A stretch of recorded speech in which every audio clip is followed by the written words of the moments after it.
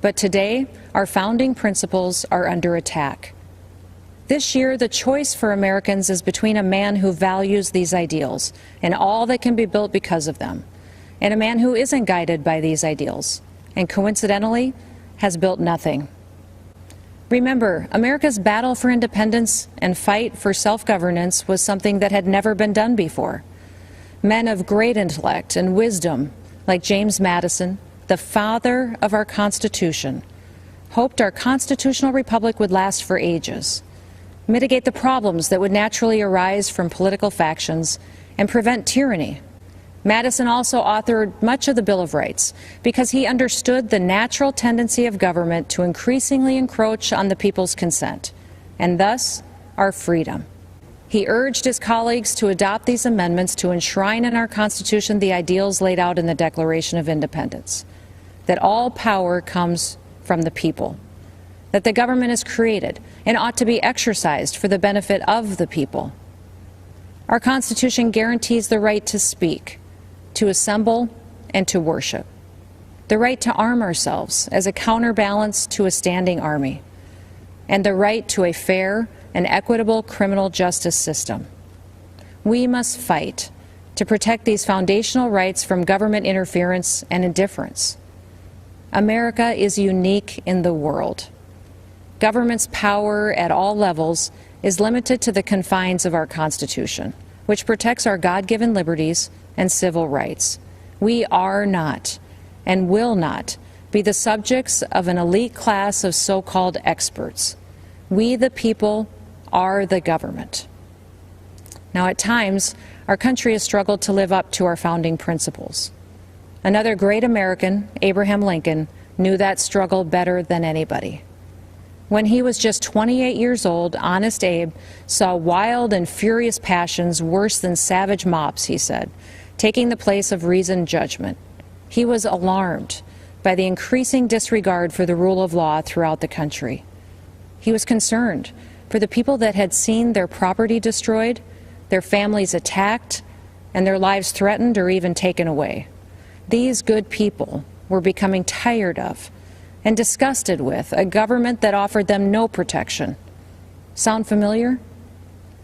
It took 244 years to build this great nation, flaws and all. But we stand to lose it in a tiny fraction of that time if we continue down the path taken by the Democrats and their radical supporters. From Seattle and Portland to Washington and New York, Democrat-run cities across this country are being overrun by violent mobs. The violence is rampant. There's looting, chaos, destruction, and murder. People that can afford to flee have fled, but the people that can't, good, hard-working Americans, are left to fend for themselves. The Republican Party's commitment to individual rights and self-government is as necessary today as it was in 1860 when we won our first presidential election. Our party respects individuals based on who they are. We don't divide people based on their beliefs or their roots. We don't shun people who think for themselves. We respect everyone equally under the Constitution, and we treat them as Martin Luther King Jr. wished, according to the content of their character, not the color of their skin. In just 4 years, President Trump has lifted people of all races and backgrounds out of poverty. He shrunk government. He put money back into the pockets of hardworking, ordinary Americans. He has advanced religious liberty. He protected the Second Amendment. You can look back 50 years. You won't find anyone that has surpassed President Trump's success on these 4 issues alone. History chooses its heroes for the time in which they live. At our founding, Madison was one of the chosen. When the nation's very existence was challenged, it was Lincoln's turn. Thanks to these men, America is a land of hope. Their examples have been repeated in countless ways by simple Americans following their conscience. But there is another American hero to be recognized, and that is the common American. This is who President Trump is fighting for. He's fighting for you.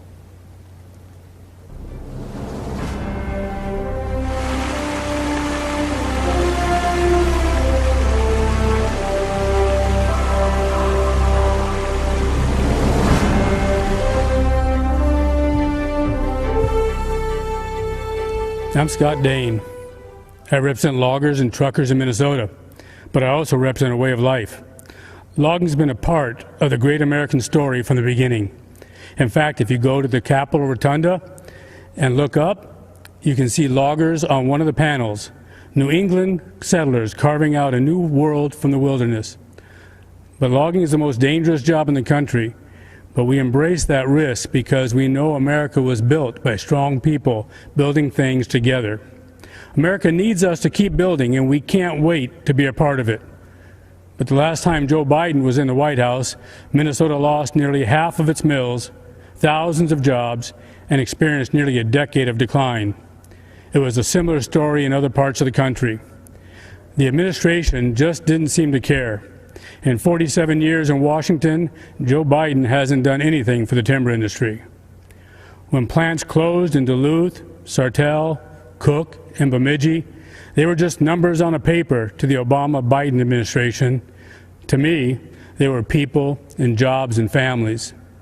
Under Obama-Biden, radical environmentalists were allowed to kill the forests. Wildfire after wildfire shows the consequences. Managed forests, the kind my people work in, are healthy forests. Under President Trump, we've seen a new recognition of the value of forest management in reducing wildfires. And we've seen new support for our way of life, where a strong back and a strong work ethic can build a strong middle class. We want to build families where we were raised and stand by communities that stood by us. We want that way of life available for the next generation, and we want our forests there too. President Trump, thank you for helping us do just that.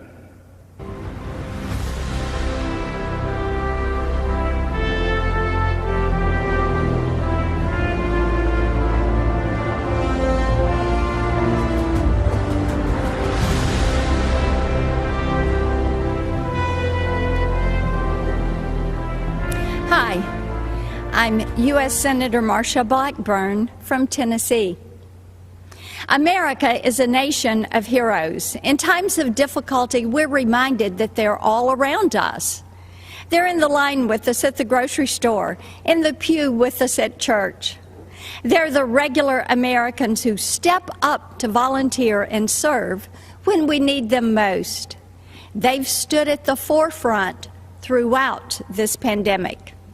The emergency room nurses who go back shift after shift. The medical researchers developing a vaccine and therapies to combat what the Chinese Communist regime unleashed on the world.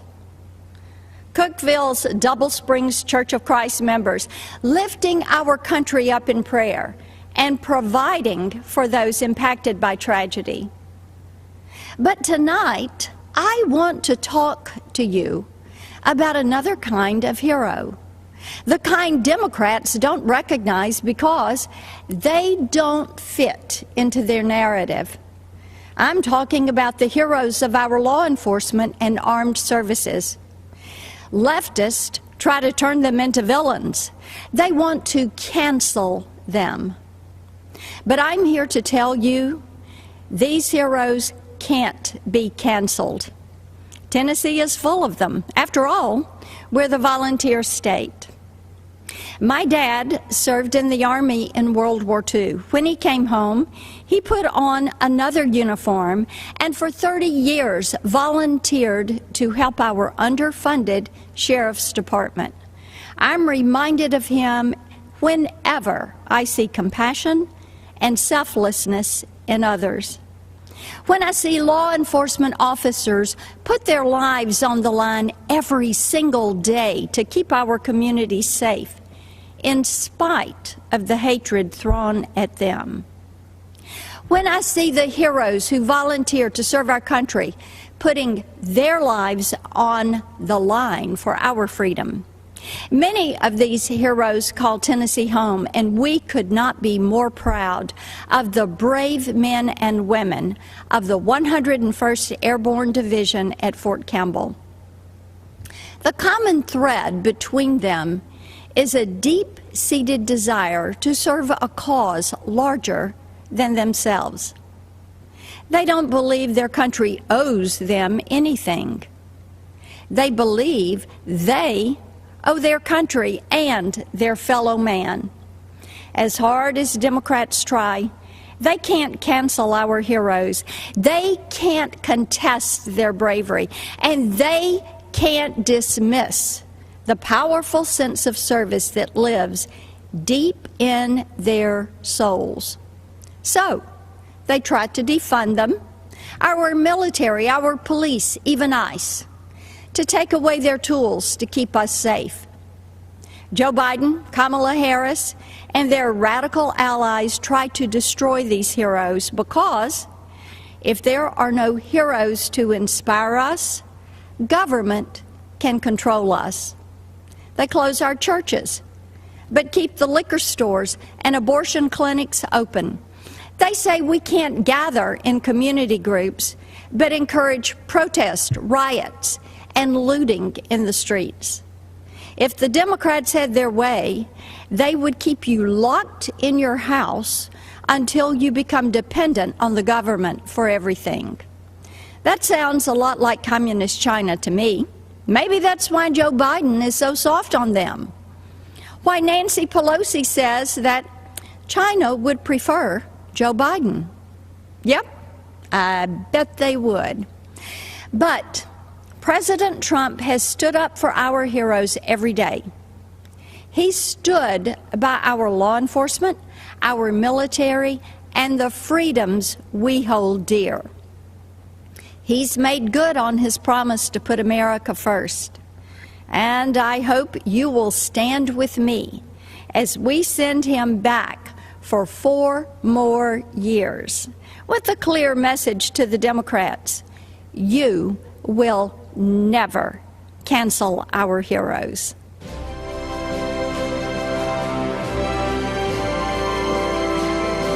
Hi, I'm Congressman Dan Crenshaw. 8 years ago, in the fields of Helmand Province, Afghanistan, a close friend and teammate laid down cover fire against Taliban insurgents so that I could walk, blind and bloodied, to the medevac helicopter and survive. But he didn't. Dave Warson was killed 2 months later. He died a hero to this great country. Here's the truth about America. We are a country of heroes. I believe that, so should you. We are a people with a common set of ideals conceived in liberty. People that has sacrificed time and again for our freedom and the freedom of others. That's something no other country ever, anywhere, can claim. Since 9/11, I've seen America's heroes up close. Some of them saved my life, some of them saved many others' lives. Many of them never made it home. These heroes acted as if the whole struggle depended on them alone, as if any weakness on their part would be a reflection of the whole nation. That's called duty. And America has a long history of it. Our enemies fear us because Americans fight for good, and we know it. It gives us strength. When our heroes are trusted and equipped, then freedom prevails. The defeat of ISIS was the result of America believing in our heroes, our president having their backs and rebuilding our military so we'd have what we needed to finish the mission. The cowering of the Iranian regime and the restoration of the deterrence once lost is the result of America believing in her own might again. But America's heroism isn't relegated to the battlefield. Every single day we see them if you just know where to look. It's the nurse who volunteers for back-to-back shifts caring for COVID patients because she feels that's her duty. It's the parent who will relearn algebra because there's no way they're letting their kid fall behind while schools are closed. And it's the cop that gets spit on one day and will save a child's life the next. America is the country where the young military wife with 2 young children answers the unexpected knock at the door, looks the man in uniform in the eye, and even as her whole world comes crashing down, she stands up straight, she holds back tears, and takes care of her family, because she must. This is what heroism looks like. It's who we are. Nation of heroes. And we need you now more than ever. We need to remind ourselves what heroism really is. Heroism is self-sacrifice. It's not moralizing and lecturing over others when they disagree. Heroism is grace, not perpetual outrage. Heroism is rebuilding our communities, not destroying them. Heroism is renewing faith in the symbols that unite us, not tearing them down. See, America is a fabric. It's woven from the threads of history's best stories, best attributes, and greatest ideas. The American spirit reflects the oldest and most important virtues: self-sacrifice, courage, tolerance, love of country, grace, and passion for human achievement. We can decide right now that American greatness will not be rejected nor squandered. As the American founding was grounded in individual liberty, so will be our future. But if we are to rediscover our strength, then it must be an endeavor undertaken by each and every one of us. We must become the heroes that we so admire. America was built by them, and our future will be protected by them. It will be protected by you. So God bless America.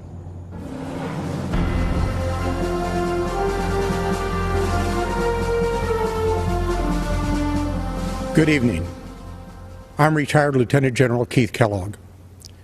In 1967, at the age of 22, I volunteered to serve my country in Vietnam. From the jungles of Vietnam to the deserts of Iraq, I have gone where my nation asked.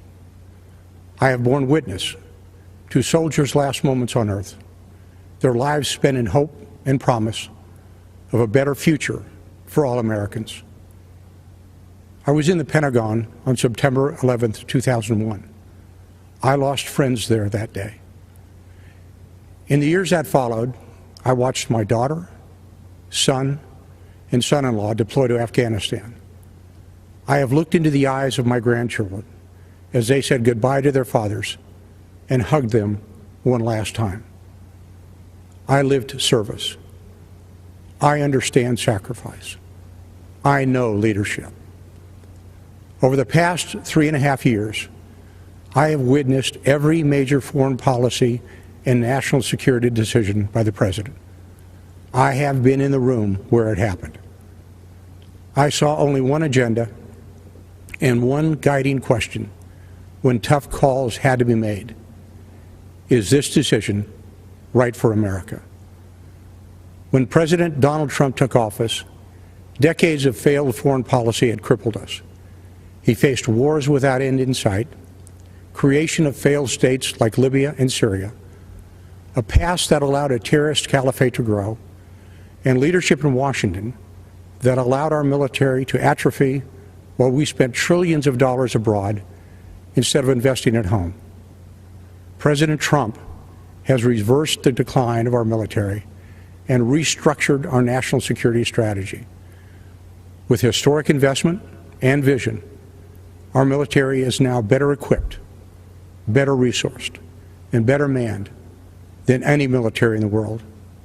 President Trump demolished the terrorist ISIS caliphate in the Middle East and eliminated its leader, al-Baghdadi, one of the world's most brutal terrorists. President Trump took decisive action against Iranian terrorist mastermind, Qasem Soleimani, a man responsible for deaths of hundreds of American servicemen in Iraq. When our NATO allies failed to meet their commitments as we upheld ours, President Trump demanded parity. NATO members have now increased their contributions over $100 billion this year, and NATO's Secretary General credits President Donald J. Trump. President Trump challenged and continues to challenge an ever increasingly provocative and militant China. But make no mistake, President Trump is no hawk. He wisely wields the sword when required, but believes in seeking peace instead of perpetual conflict. Just over a week ago, our president brokered a peace agreement between the United Arab Emirates and Israel, the first in the Middle East in over 25 years. And this week, Afghan negotiators, with help from American officials, will start peace negotiations between the Taliban and the Afghan government to end America's longest war. Ask yourself, has this president kept his promises to keep us out of needless conflicts and to pursue ending wars without end? Has he defended your interests in renegotiating trade deals that previously hurt Americans and our national security? has he fulfilled his commander-in-chief role by decisively going after our nation's enemies? You and I know the answer is yes. The choice is clear. This is the most important election of our lifetime.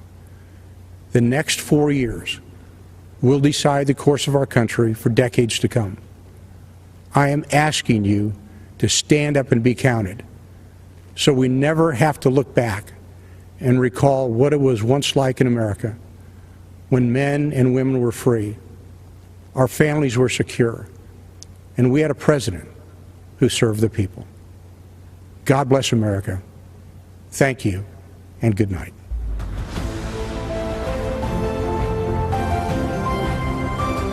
Thanks for watching, and if you haven't already, please consider subscribing to our channel. And while you're at it, please leave us a comment. Thank you for watching.